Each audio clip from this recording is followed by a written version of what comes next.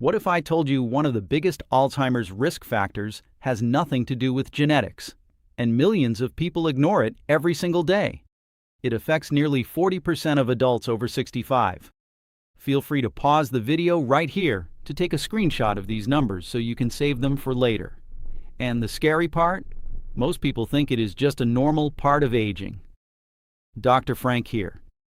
Today we are talking about the silent connection between hearing loss and Alzheimer's disease, and what you can do about it starting today. If you are new here, please subscribe to Dr. Frank. We are on a mission to hit 1,000 subscribers, and I want you to be part of it. Here is how it usually starts.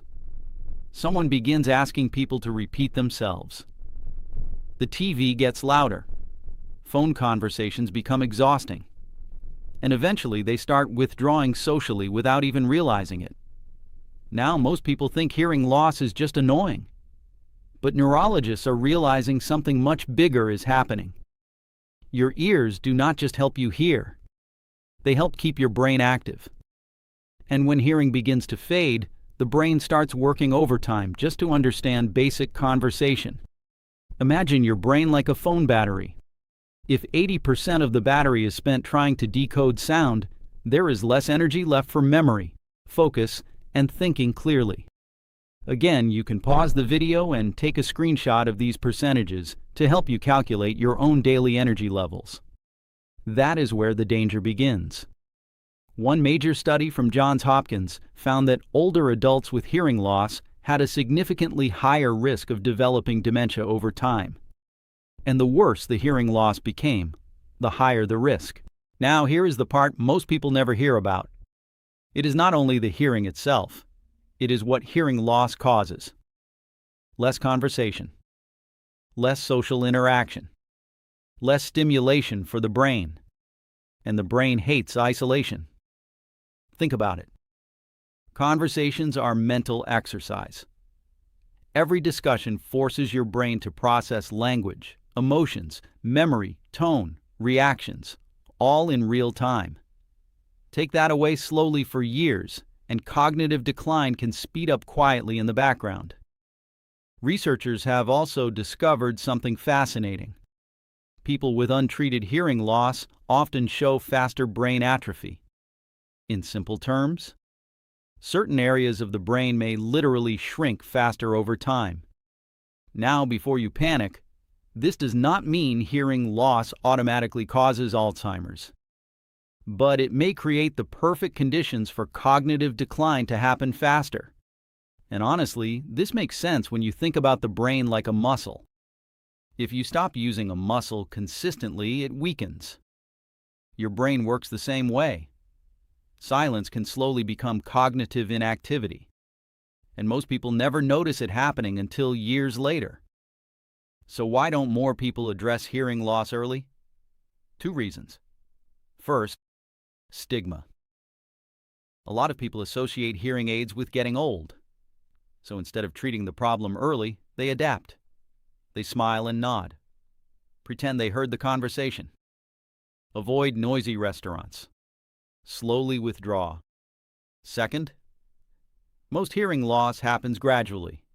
It is not dramatic. It sneaks in quietly over years. That makes it incredibly easy to normalize. But here is the truth.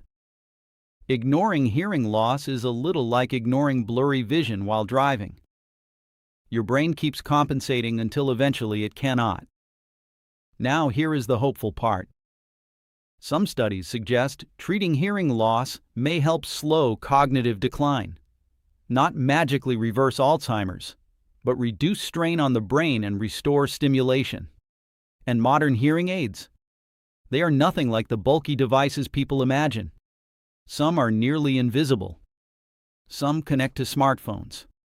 Some even filter background noise better than normal hearing. But the biggest benefit is not technological. It is social.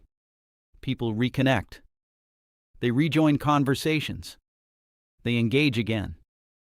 And that mental engagement matters far more than most people realize, because one of the most protective things for brain health is staying mentally and socially active. So what can you actually do starting today? Here are 3 simple steps. Number 1. Get your hearing checked regularly after age 50. Even mild hearing loss matters more than people think. Number 2. Protect your ears now. Loud music, constant headphone use, noise exposure at work. All of that adds up over decades. And number 3. Stay socially engaged. Talk to people, join groups, call friends, have real conversations. Your brain needs stimulation the same way your body needs movement. Isolation quietly accelerates decline. Connection protects the mind. Here is what makes this topic emotional for so many families.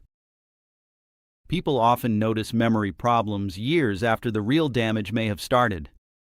And by then, they wish they had paid attention sooner. Not because hearing loss seemed dangerous, but because it seemed harmless.